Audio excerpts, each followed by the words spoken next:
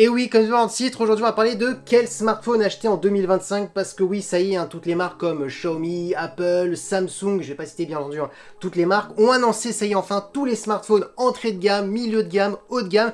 Et c'est le moment où maintenant on peut commencer à choisir son smartphone et faire vraiment le choix par rapport, bien entendu, à notre utilisation, par rapport à chaque utilisation. Parce que oui, tout le monde hein, a des utilisations différentes, tout le monde a des exigences différentes. Et donc du coup, c'est bien maintenant qu'il faut choisir son smartphone. Et cette vidéo, elle a pour but, bien entendu, hein, de vous aider. D'ailleurs, si vous êtes fan hein, de Xiaomi, d'Apple, Samsung, j'ai déjà fait plusieurs vidéos quel Xiaomi acheter en 2025, quel Samsung acheter en 2025, quel iPhone acheter en 2025. Donc je vous invite hein, à aller faire un tour sur ma chaîne YouTube. Et bien entendu, du coup, si vous n'êtes toujours pas abonné à ma chaîne YouTube, abonnez-vous parce qu'elle est 100% high-tech. N'oubliez pas d'activer la petite cloche de notification pour être notifié lorsque je publie une vidéo. Et bien entendu, à mes autres réseaux sociaux, c'est-à-dire Instagram, TikTok et Twitter.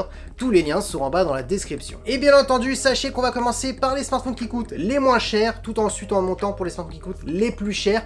Et bien entendu, on va parler vraiment de toute gamme, hein, c'est-à-dire entrée de gamme, milieu de gamme, haut de gamme. Donc il y en a vraiment pour tout le monde, hein, en termes de budget, en termes de gamme. Donc voilà, je vais poser les smartphones et maintenant on va attaquer le premier classement. Ah oui, juste dernière petite info, avant de commencer, je ne vais pas donner toutes les caractéristiques hein, pour chaque smartphone, je vais donner plutôt les points positifs, les points négatifs, vraiment les points clés pour certaines caractéristiques parce que sinon la vidéo durerait trop longtemps. Donc voilà pour la petite information. Donc sachez, si vous voulez plus d'infos sur les smartphones que je vous donne, bah, vous pouvez les rechercher sur internet ou tout simplement sur ma chaîne YouTube parce que oui, j'ai parlé déjà de tous ces smartphones hein, sur ma chaîne. Du coup, premier smartphone que j'ai choisi, eh bien c'est tout simplement la marque Xiaomi parce que oui, Xiaomi c'est vraiment les rois des smartphones entrée de gamme. Ils n'ont pas vraiment de concurrents en face. J'ai choisi le Xiaomi Redmi Note 14 4G. On est à 199 €. Alors attention, je donne à chaque fois les prix hein, qui ont été annoncés. Après, vous pouvez toujours les retrouver peut-être un peu moins cher. Donc voilà, je vous laisse chercher bien entendu hein, les meilleurs prix hein, sur internet. Donc pourquoi j'ai choisi ce premier smartphone? Bah tout simplement parce que pour ce tarif, hein, c'est largement suffisant pour tout ce qui est réseaux sociaux, regarder des contenus multimédia. L'avantage de ce smartphone, c'est vraiment son écran AMOLED, son 120 Hz, son écran qui est plutôt lumineux. On est sur du 1800 nits, une bonne diagonale de 6,67 pouces. Donc franchement, rien à dire au niveau de l'écran. Ensuite, le moins de ce smartphone, mais en même temps c'est tout à fait normal, hein, c'est la partie photo. On est vraiment sur le premier prix hein, de Xiaomi dans la gamme Redmi Note. Donc on a un capteur de 108 mégapixels, c'est-à-dire le seul capteur qui est vraiment intéressant, le reste c'est vraiment pas intéressant. On sera sur un capteur qui sera pas à la hauteur hein, des smartphones plus haut de gamme avec des capteurs de 108 mégapixels. Ça va être un petit peu long souvent pour déclencher la photo et pour traiter la photo. Donc on est vraiment là sur un petit appareil photo pour une personne lambda qui veut vraiment faire des petites photos hein, par-ci par-là. Donc là c'est plutôt le moins de ce smartphone. Ensuite en termes de performance, il faudra pas s'attendre à une foudre de guerre. On est sur 6 ou 8 Go de RAM, c'est à vous de choisir. Le processeur c'est un Mediatek G99 Ultra. Voilà, c'est vraiment le bas de gamme hein, de Mediatek. Donc on est vraiment sur une utilisation vraiment pour des petits jeux 2D, hein, pas de Call of Duty, pas de Genshin Impact, ça sera vraiment pas fluide. Donc je vous conseille pas. Par contre pour une utilisation classique, réseaux sociaux, regarder des contenus multimédia, ça suffira amplement. Et aussi une bonne autonomie de 5500 mAh avec de la recharge rapide de 33 watts. Donc franchement, un bon petit smartphone bien équilibré pour moins de 200 €. Deuxième smartphone que j'ai choisi, c'est encore un Xiaomi. Mais attention, ce n'est pas un Xiaomi Redmi Note parce que cette année, c'est pas les Xiaomi Redmi Note qui sont les meilleurs rapports qualité-prix, c'est plutôt la gamme Poco. Et là, je vais vous parler du Xiaomi Poco X7 Pro au tarif de 369 €. Je le rappelle, c'est le tarif bien entendu de base hein, au moment de l'annonce. On peut le trouver peut-être un peu moins cher. Là c'est vraiment le jour et la nuit, vraiment dans toutes les catégories hein, il est vraiment meilleur, vraiment un peu partout. On parle bien entendu des caractéristiques de la face avant, toujours une diagonale de 6,67 pouces avec une très bonne technologie d'écran AMOLED, du 120 Hz, une dalle qui est très lumineuse. On monte entre 1400 et 3200 nits, donc un écran extrêmement lumineux. La partie photo, souvent Poco c'est en dessous de Redmi, mais là par contre celui-ci il est plus intéressant par rapport au premier smartphone parce qu'on a bien entendu deux capteurs et vraiment utilisables. Un bon capteur principal de 50 mégapixels et un ultra grand angle de 8 mégapixels, donc pour faire des photos à plan large. Donc là ça sera quand même nettement mieux hein, et nettement supérieur par rapport au premier smartphone. Et bien entendu là aussi c'est le jour et la nuit pour les performances parce que oui, vous aurez le choix entre 8 ou 12 Go de RAM et comme processeur c'est un Mediatek Dimensity 8400 Ultra, un très bon processeur milieu de gamme mais vraiment bon processeur pour faire du Genshin Impact, du Call of Duty mobile. Donc quelqu'un qui veut un smartphone pour gamer pas cher ou pour du multimédia bien entendu, bah ça sera celui-ci qu'il faudra choisir. Et en plus pour la batterie, on est sur une grosse batterie de 6000 mAh avec de la recharge ultra rapide de 90 watts. Donc oui, on peut le dire, celui-ci c'est vraiment un très bon rapport qualité-prix pour un smartphone à ce tarif. Troisième smartphone que j'ai choisi, c'est encore un Xiaomi, mais c'est le dernier, vous inquiétez pas hein, si vous n'êtes pas Xiaomi, il y a d'autres marques hein, que je vais vous proposer. C'est tout simplement le Xiaomi Redmi Note 14 Pro 5G. Alors oui, j'ai pris une gamme Redmi, alors celui-ci il est moins performant par rapport au Poco X7 Pro, par contre je l'ai choisi spécialement spécialement pour les personnes qui veulent vraiment de belles photos dans un smartphone entrée milieu de gamme, parce que oui, celui-ci, il est meilleur, et notamment grâce à son capteur principal de 200 mégapixels qui est vraiment meilleur par rapport au capteur principal de 50 mégapixels. Attention, les mégapixels ne font pas tout, mais c'est juste que le traitement photo a été amélioré et plus travaillé sur ce Xiaomi Redmi Note 14 Pro 5G. Ensuite, au niveau de l'écran, toujours très bon, hein, 6,67 pouces, de l'AMOLED, du 100 Hz, il n'y a rien à dire. En termes de performance, on est en dessous parce que oui, on est sur un MediaTek Dimensity 7300 Ultra qui est un très bon processeur de MediaTek, mais juste inférieur par rapport au 8400 Ultra du Poco X7 Pro. Du coup, ce Xiaomi Redmi Note 14 Pro 5G, il est vraiment pour les personnes qui veulent une bonne qualité de photo pour un petit budget et délaisser légèrement, j'ai bien dit légèrement, les performances parce que ça reste quand même un smartphone performant. Et pour terminer au niveau de la batterie, on est sur une grosse batterie de 5110 mAh, oui, inférieure des 6000 mAh bien entendu, hein,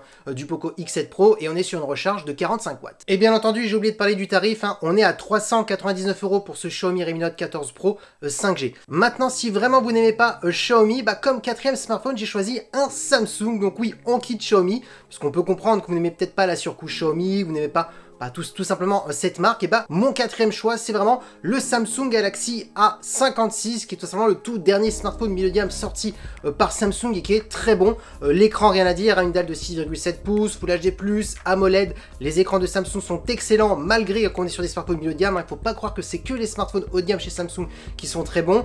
Ensuite, la partie photo aussi, ils sont vraiment excellents. D'ailleurs, on est sur un très bon capteur principal de 50 mégapixels. On est sur un ultra grand angle de 12 mégapixels. Donc on est sur un smartphone, hein, malgré qu'on est sur un smartphone milieu de gamme, bah, plutôt polyvalent. Par contre, bien entendu, son petit moins, bah, c'est les performances. On est sur un Exynos 1580 qui est quand même performant, mais en dessous, bien entendu, hein, des deux autres Xiaomi précédemment que je vous ai parlé. Donc oui, si vous voulez faire vraiment du gaming très poussé, vous êtes exigeant, bah, je vous conseille vraiment plutôt les smartphones de Xiaomi, où là, c'est vraiment des meilleurs rapports qualité-prix en termes de performance. Par contre, si c'est vraiment la partie photo et un excellent écran que vous souhaitez, et de longues mises à jour, parce que oui, c'est 6 ans de mise à jour quand même chez Samsung, c'est quand même un argument, bah, ça sera ce Samsung Galaxy A56 qu'il faut choisir. Et en termes de batterie, on est quand même sur une batterie de 5000 mAh avec du 45 watts. Cinquième smartphone que j'ai choisi, devinez si je vous dis petit smartphone, 7 ans de mise à jour au tarif de 549 €, et bien c'est le Google Pixel 9a qui est un excellent choix. C'est pour ça que je l'ai mis à la cinquième place par rapport au budget, hein, parce qu'on monte au fur et à mesure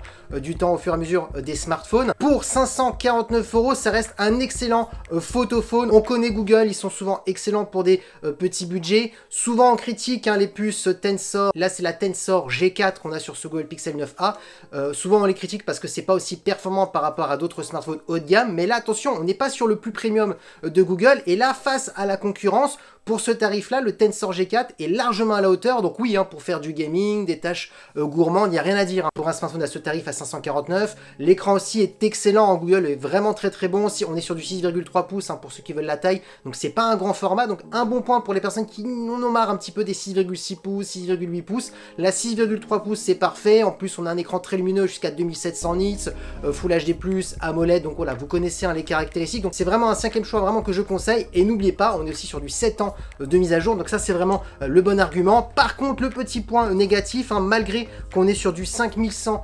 mAh en termes de batterie, bah c'est pas les meilleures autonomies chez Google, mais voilà, les points forts, c'est vraiment l'écran, la partie photo avec l'intelligence artificielle. Le moins, bah bien entendu, hein, c'est la batterie. Sixième smartphone que j'ai choisi, eh bien c'est un smartphone qui tient tête à Google au niveau de la partie photo et qui est même supérieur sur un argument, sur une caractéristique que n'a pas bien entendu Google au niveau de la photo. J'en dis pas plus, eh bien c'est tout simplement le Nothing Phone 3A Pro au tarif de 479 €.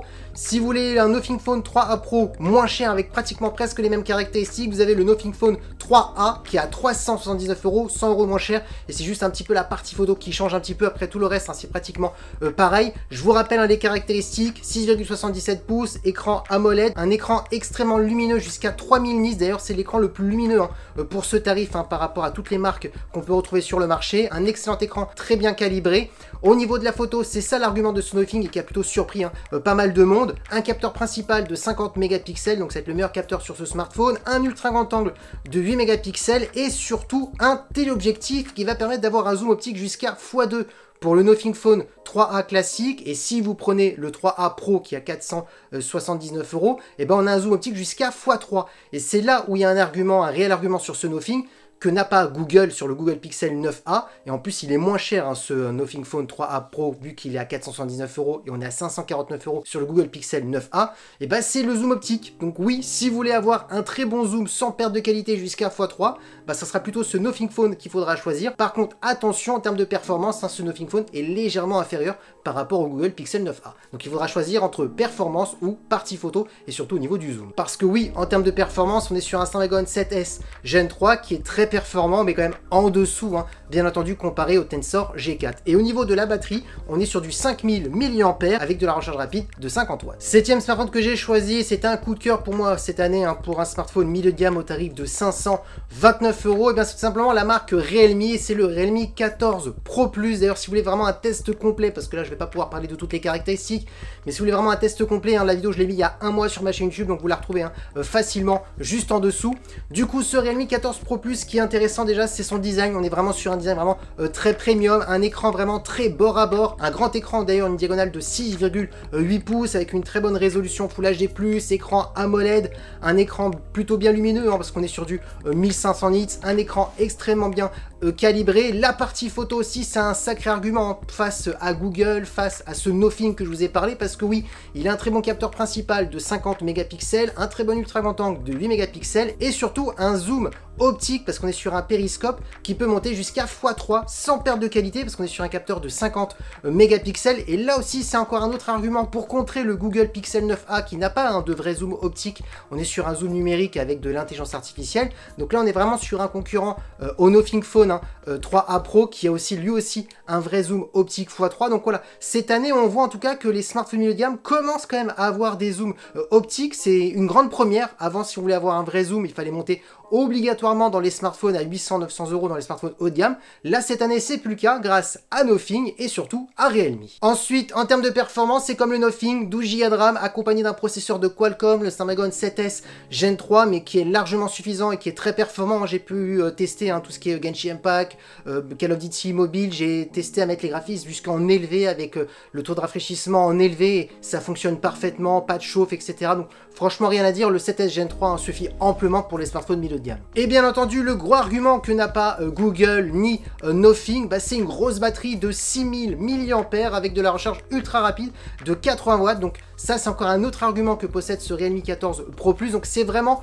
le coup de cœur de cette année pour ma part pour 529 €. C'est vraiment un très bon smartphone milieu de gamme, performance, écran, partie photo, et c'est vraiment pour ma part le smartphone le plus équilibré hein, je trouve cette année qui est sorti hein, sur le marché. Huitième smartphone que j'ai choisi en au tarif de 719 € et on va parler d'Apple. Et oui ça fait bizarre de dire Apple pour 719 €, mais oui l'iPhone 16e hein, est sorti il y a très peu de temps et c'est un carton mondialement pour l'instant en termes de vente. Pourquoi? Bah tout simplement parce que toutes les personnes qui voulaient un iPhone mais qu'il fallait malheureusement débourser obligatoirement 969 € hein, pour notamment un iPhone 16 classique, ou pareil quand les iPhone 15 était sorti, le premier budget c'était 969 €, donc les gens qui voulaient un iPhone allaient vers le reconditionné, c'était malheureusement pas des smartphones neufs. Là vu que maintenant Apple a sorti un iPhone certes moins performant par rapport à un iPhone 16 classique par rapport à certaines caractéristiques, bah ça a quand même plu parce que ça reste quand même du neuf.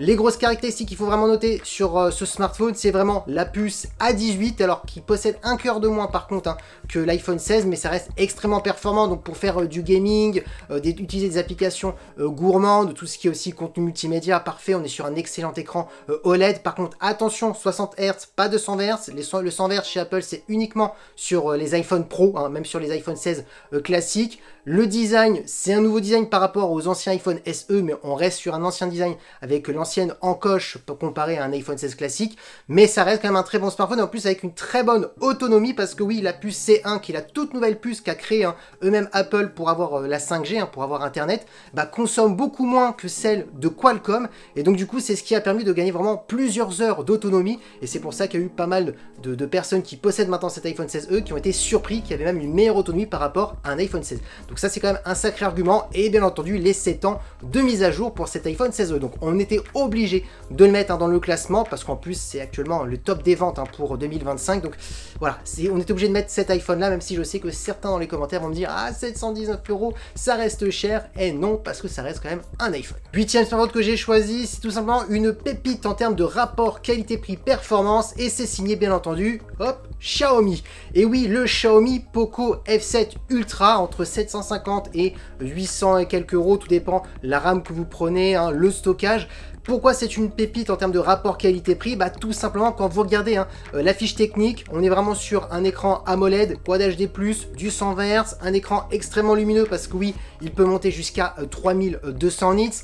Le sacré argument de ce smartphone, bah, c'est le processeur. On est sur le Snapdragon 8 Elite. Oui, j'ai bien dit le Snapdragon 8 Elite qui est le processeur le plus performant chez Qualcomm pour un tarif qui débute à 750 euros. Bah, c'est le seul pour l'instant sur le marché. En plus, bien entendu, hein, il possède une bonne batterie de 5300 mAh avec de la recharge ultra rapide de 120 watts. Donc oui, il est quand même plutôt bien équilibré par rapport à toutes les caractéristiques que je viens de vous citer. Et la partie photo, malgré bien entendu qu'on est sur un Xiaomi Poco, parce que oui, souvent je le dis, la gamme Poco, c'est pas les meilleurs en termes de photos, certes, mais ça s'améliore quand même d'année en année. Par contre, attention, si vous voulez de meilleure qualité de photo, il faudra prendre une gamme au-dessus, mais vous inquiétez pas, j'en parlerai juste après. Donc la partie photo, c'est un capteur principal de 50 mégapixels, un ultra grand angle de 32 mégapixels et un téléobjectif de 50 mégapixels qui permettra d'avoir un zoom optique jusqu'à x2,5. Donc vous avez vu, même la partie photo, c'est plutôt polyvalent. Donc oui, si vous voulez un smartphone qui fasse de belles photos sans que ça soit le meilleur photophone du marché, mais que vous voulez vraiment les meilleures performances, un budget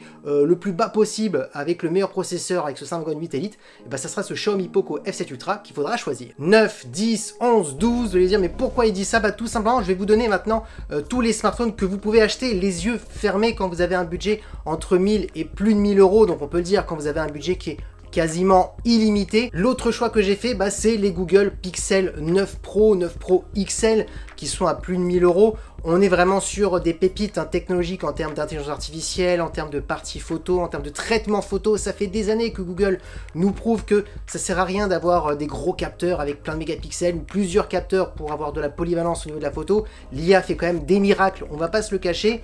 Le petit moins chez Google face à la concurrence, c'est les performances, mais attention, tout le monde ne fait pas des jeux comme Genshin Impact ou Call of Duty Mobile. Tout le monde ne veut pas les graphismes dans ces styles de jeux avec les graphismes en élevé, le taux de rafraîchissement en élevé. Donc si vous êtes une personne qui recherche plus un superbe écran, une bonne interface, une utilisation plutôt fluide en utilisation classique, mais pas pour le gaming bien entendu, et bah les Google Pixel, c'est des smartphones qu'il faut vraiment acheter les yeux fermés. Ensuite, autre choix, si vous adorez Xiaomi, bah vous avez le Xiaomi 15 Ultra qui est une pépite technologique et qui est là pour titiller, concurrencer les derniers Samsung ou les derniers iPhones, parce que oui, c'est vraiment la vitrine technologique chez Xiaomi, la meilleure partie photo. On a vraiment que des capteurs très polyvalents, donc en termes de zoom optique, en termes de capteur principal, ultra grand angle, les performances, on a le tout dernier processeur de Qualcomm, le Snapdragon 8 Elite, donc là oui, ça n'a rien à voir avec le Google Pixel. Si vous voulez vraiment de bonnes performances et que vous n'aimez pas Samsung, bah c'est vrai que ce Xiaomi 15 Ultra est une belle alternative. Pareil aussi en termes d'écran, il est juste excellent en termes de design, donc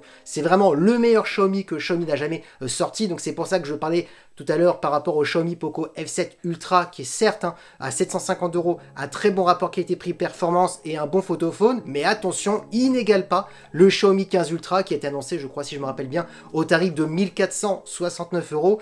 S'il y a une différence de prix, c'est bien pour quelque chose, et bah vous le ressentez bien entendu sur la fiche technique et même en termes d'utilisation. Ensuite, autre choix, bah, les iPhones, qu'on aime ou qu'on n'aime pas. Les derniers iPhone 16 Pro, 16 Pro Max sont juste excellents en termes d'autonomie, excellents au niveau de l'écran, excellents au niveau de la partie photo et surtout excellents pour ceux qui aiment bien faire des vidéos professionnelles, parce que oui, en termes de captation vidéo, Apple reste premier depuis des années. Je vous laisse regarder tous les labos de test style DxOMark qui est un excellent labo de test pour la photo, la vidéo professionnelle. Donc ça, c'est vraiment le côté positif. Les 7 ans aussi de mise à jour chez Apple, le système qui est bien optimisé avec leur propre processeur qu'ils créent bien entendu depuis des années, et bien entendu dernier choix, le Samsung Galaxy S25 Ultra qui est une pépite aussi technologique. C'est vraiment le fleuron technologique de Samsung, très bon en photo, très bon en intelligence artificielle grâce à la collaboration avec Google, excellent écran, il n'y a rien à dire, et aussi excellent processeur, le Snapdragon 8 Elite que tant de personnes demandent et que tant de personnes veulent le garder, parce qu'il y a beaucoup de plus en plus de rumeurs qui parlent que Samsung pourrait remettre leur processeur Exynos. tout le monde espère pas, parce que oui, les processeurs de Qualcomm restent bien entendu les meilleurs. Si bien entendu, c'est S25 Ultra, Xiaomi 15 Ultra, iPhone 16 Pro Max et Google Pixel 9 Pro XL coûtent trop cher, vous avez bien entendu les petits frères. Donc chez Google, c'est le Google Pixel 9 classique qui est en dessous des 1000 €. Chez Apple, vous avez l'iPhone 16 qui est en dessous des 1000 € et qui reste un excellent smartphone. Chez Samsung, en dessous des S25 Ultra, vous avez le Samsung Galaxy S25 ou S25 Plus si vous voulez une diagonale d'écran un peu plus grande. Donc il y a quand même du choix et ça, c'est des smartphones qu'on peut acheter les yeux fermés, on peut le dire. Voilà toute ma sélection de smartphones pour 2025. Donc comme vous avez pu le voir, il y a vraiment pour tous les budgets, entrée de gamme, milieu de gamme, haut de gamme, il y a du choix. Donc j'espère que cette vidéo va vous aider à choisir, à trouver le bon smartphone pour cette année 2025. Si la vidéo vous a plu, eh bien n'oubliez pas le petit pouce like et de vous abonner sur cette chaîne YouTube et d'activer la petite cloche de notification pour être notifié lorsque je fais une vidéo, et bien entendu à mes autres réseaux sociaux, c'est-à-dire Instagram, TikTok et Twitter. Tous les liens seront en bas dans la description et maintenant je vous dis à très bientôt. C'était Lorenzo High Tech. Ciao.